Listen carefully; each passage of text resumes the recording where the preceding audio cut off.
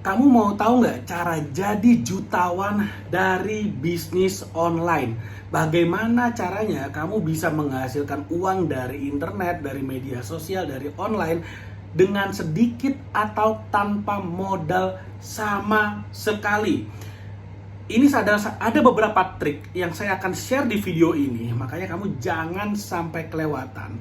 Tonton video ini sampai habis karena trik yang saya akan share di video ini sudah saya lakukan dan sangat bisa menghasilkan minimal puluhan juta per bulan. Sekali lagi, minimal puluhan juta per bulan kalau kamu praktekin. Tapi kalau kamu nggak nonton video ini sampai habis aja nggak mau, nanti prakteknya juga setengah-setengah, prakteknya udah setengah-setengah, salah pula karena kamu nggak nonton videonya sampai habis. Jangan salahin saya kalau ternyata ya omset bisnismu ya segitu-segitu aja. Karena gini, kalau kita mau sukses, nomor satu paling penting adalah komitmen untuk take action. Jangankan komitmen buat take action, untuk belajar aja udah nggak mau spend waktu, ya susah. Padahal apa yang saya share di sini itu bukan ilmu Google, artinya kamu Google trik bisnis online menghasilkan puluhan juta lalu muncul, enggak. Yang saya share di sini adalah apa yang saya dan tim saya lakukan dan sudah berhasil dan saya akan share di sini. Kenapa kok saya mau nge-share di sini? Ya karena memang bisnis utama saya bukan dari YouTube AdSense, sudah gitu aja. Bukan dari bikin video YouTube, tapi bisnis utama saya itu sangat terbantu sekali dengan apa yang saya lakukan dan saya akan share di sini untuk kamu semua. Makanya nonton sampai habis. Oke? Nah, jadi tanpa berpanjang waktu, tanpa berlebar-lebar lagi, tanpa berlama-lama, langsung aja kita bahas apa aja yang harus dilakukan kalau kamu mau punya bisnis online dari nol, bahkan dengan sedikit atau tanpa modal, tapi bisa menghasilkan minimal puluhan juta per bulan.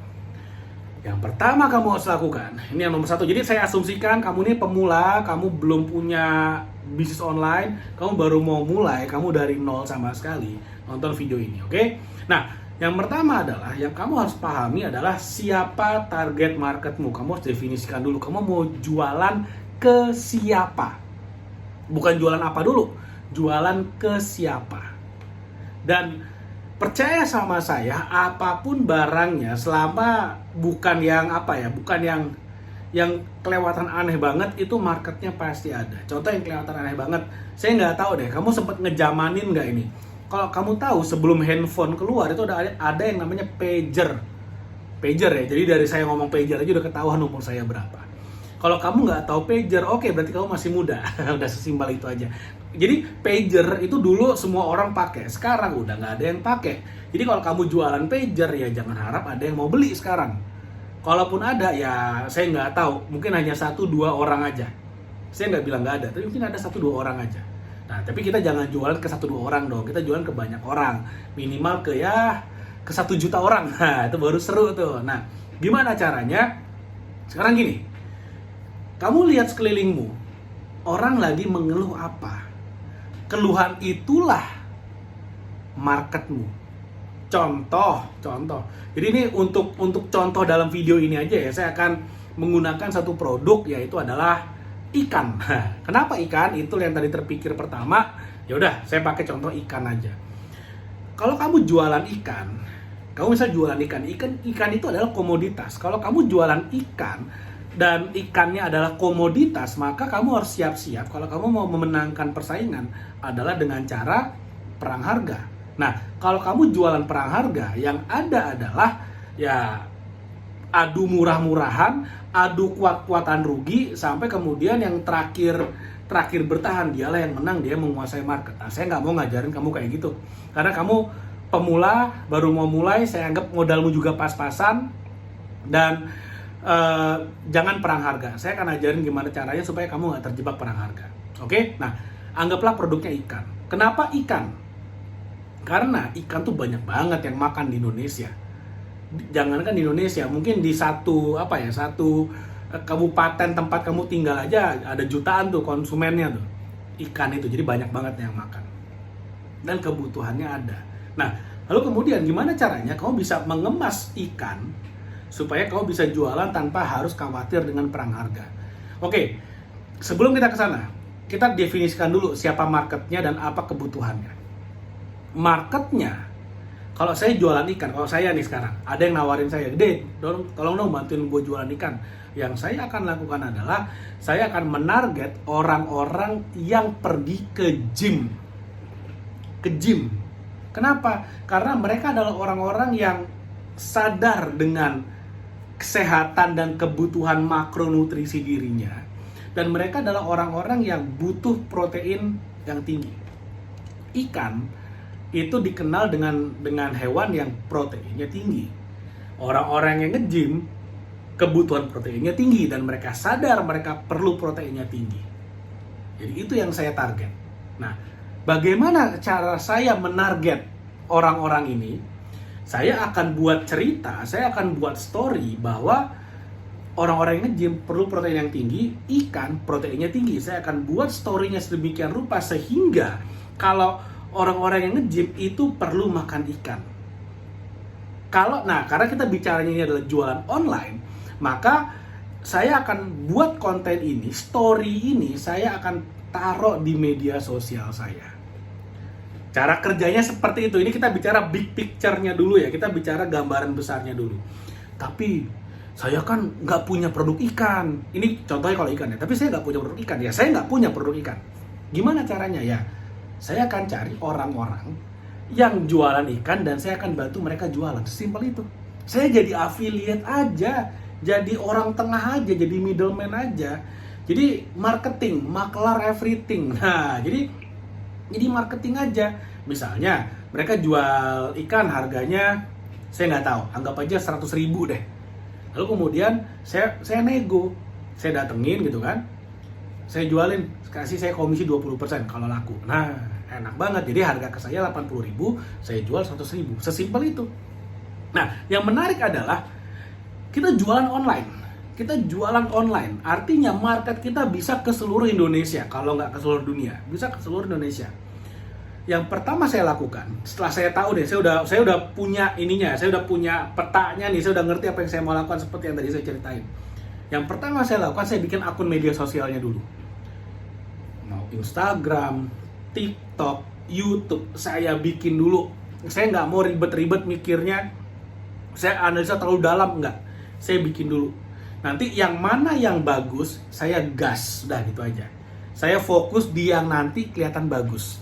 Misalnya, saya bikin Facebook, saya bikin Instagram, saya bikin X, atau dulu Twitter ya, X. Lalu saya bikin YouTube, saya bikin TikTok. Dari 5 ini, saya hajar, Dari 5 ini mana yang penjualan paling gede nih? Misalnya nih, contohnya saya nggak tahu. TikTok paling gede. Yaudah saya hajar di TikTok nantinya. Sesimpel itu. Oke? Nah, ketika saya udah buat 5 akun, apa yang saya lakukan kemudian? Saya akan bikin konten-konten edukatif, informatif, dan entertaining. Yang mengedukasi, yang memberikan informasi, dan tentu saja kontennya menghibur. Jangan yang kaku-kaku banget, saya nggak mau langsung jualan di sana.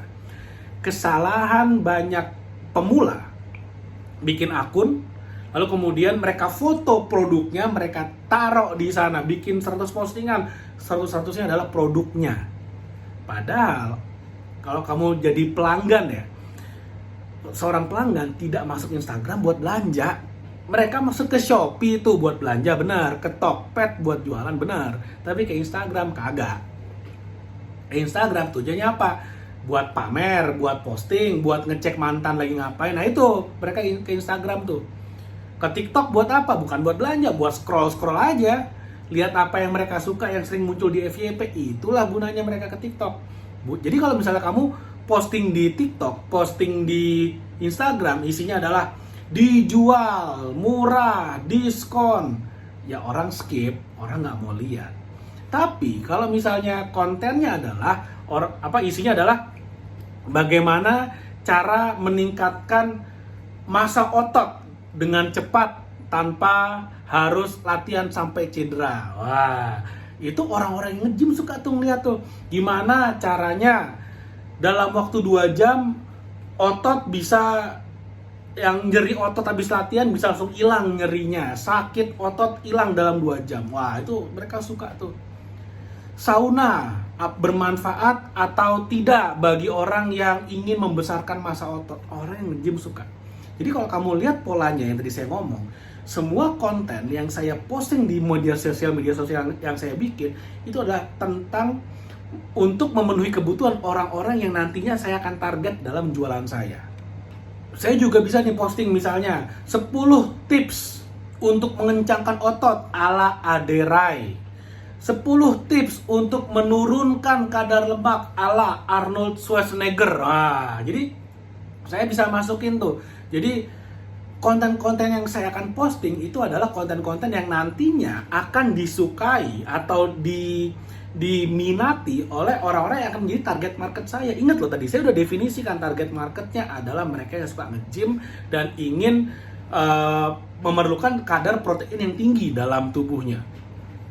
Lalu kemudian setelah postingannya udah banyak nih di TikTok lah, di X, di mana namanya, di Facebook, di YouTube, di Instagram, udah banyak postingannya, baru kemudian saya akan jualan nantinya. Jadi dengan postingannya banyak dan saya promosikan juga misalnya, lalu nanti follower akan mulai datang karena mereka tertarik dengan konten yang saya berikan. Orang mau follow karena mendapatkan manfaat. Orang mau follow karena ada benefitnya. Dan enaknya sekarang, kamu kalau di Instagram ini agak teknis nih. Untuk dapetin follower baru, meskipun akunmu masih sedikit followernya, dan kamu mau ingin mendapatkan follower yang banyak, akun baru pengen follower banyak, kamu bisa pakai Reels misalnya. Lalu kemudian YouTube, kamu bisa pakai YouTube Shorts. Bisa bikin banyak tuh kontennya dan view-nya biasanya jauh lebih banyak tuh. Lalu kemudian TikTok adalah sebuah konten distributor. Mereka akan mendistribusikan konten-konten yang disukai oleh para penggunanya. Nah, makanya enak banget tuh. Sekarang udah jauh lebih enak daripada dulu. Jauh lebih enak sekarang. Nah, artinya kalau kamu bisa maksimalkan di sana, kamu bisa komit bikin konten. Jangan jualan, jangan langsung jualan. Ingat loh, sharing dahulu, selling kemudian. Ingat rumusnya, sharing dahulu, selling kemudian. Selling nanti aja. Begitu nanti followernya udah banyak dan orang-orang yang follow adalah bener-bener calon target market yang ideal karena konten kita kan seperti itu. Baru nanti kemudian kamu bisa jualan. Kamu bisa tawarkan, oke, ini ada sebuah produk ikan mengandung sekian protein, harganya sekian. Itu nanti tuh kamu tetap harus jualan. Ingat loh, ini kita bisnis harus jualan. Tapi jualannya nanti. Begitu followernya udah banyak, followernya udah aktif, dan kamu juga engage dengan para followermu. Mereka komen, kamu reply, kamu jawab. Mereka DM, kamu jawab. Sehingga ada interaksi di sana, ada engagement di sana, baru kemudian sesekali kamu jualan. Sesekali itu bukannya 6 bulan sekali, enggak. Sesekali misalnya dari 10 postingan, 1 kali penjualan. 10 postingan yang edukatif, informatif, entertaining, 1 kali jualan. Itu jauh lebih enak, jauh lebih keren. Dan kalau perlu, jualannya arahin ke Shopee, arahin ke TikTok Shop. Jualannya lewat keranjang kuning di TikTok. Nah, itu baru keren banget. Nah, kalau kamu pengen tahu gimana caranya supaya penjualanmu bisa naik, penjualanmu bisa meningkat, omsetmu bisa naik secara drastis 10 kali lipat. Nah, kamu bisa belajar dari buku ini yang judulnya adalah 69 Strategi Marketing dan Branding. Ada 69 jurus, kamu bisa kuasai jurusnya. Kamu nggak usah kuasai 69-nya. Cukup 1-2 atau maksimal 3 jurus aja. Tapi kamu udah berpraktekin, karena dalam sini ada affiliate marketing, ada jurus tentang social media marketing, video marketing. Semuanya ada di sini. Kamu bisa praktekin untuk naikin omset dari bisnis onlinemu. Nah, kalau mau beli gimana caranya? Nanti linknya ada di bawah. Ini adalah buku bestseller yang udah terjual lebih dari 6.000 eksemplar di TikTok Shop aja. Oke? Jadi mudah-mudahan bermanfaat. Nanti linknya ada di bawah, silahkan kamu beli. Oke? Nah, sekali lagi, untuk bisa naikin penjualanmu, nanti kamu bisa lakukan pengembangan. Misalnya, kamu bisa lakukan upselling. Upselling maksudnya gini, Bapak, Ibu, daripada beli 1, kenapa nggak beli langsung paket untuk 1 minggu? Nah, upselling tuh. Misalnya 1 ikan, itu adalah untuk 1 kali makan. Kenapa nggak beli buat 1 minggu? Taruh di kulkas bisa kok awet selama 1 minggu atau 2 minggu. Langsung tuh belinya banyak. Atau bisa cross-selling. cross selling misalnya, ikan bagus nih proteinnya, gimana kalau ditambah seratnya? Nah, jadi bisa beli barang yang sama tapi jumlahnya lebih banyak, atau enggak ditambahkan barang yang lain tapi saling melengkapi. Karena kalau kita bicara makronutrisi, perlu keseimbangan tuh. Perlu ada protein, perlu ada lemak, perlu ada karbonnya juga. Nah, gimana kalau karbonnya itu dalam bentuk serat? Sehingga karbonnya itu jauh lebih efektif yang diserap oleh tubuh. Nah, itu lebih keren lagi. Nanti bertahap itu bisa ditingkatkan. Dan nanti bisa juga orang yang udah beli, suruh beli lagi. Karena kan ikan ini kan barangnya konsumtif, artinya dimakan selesai, habis.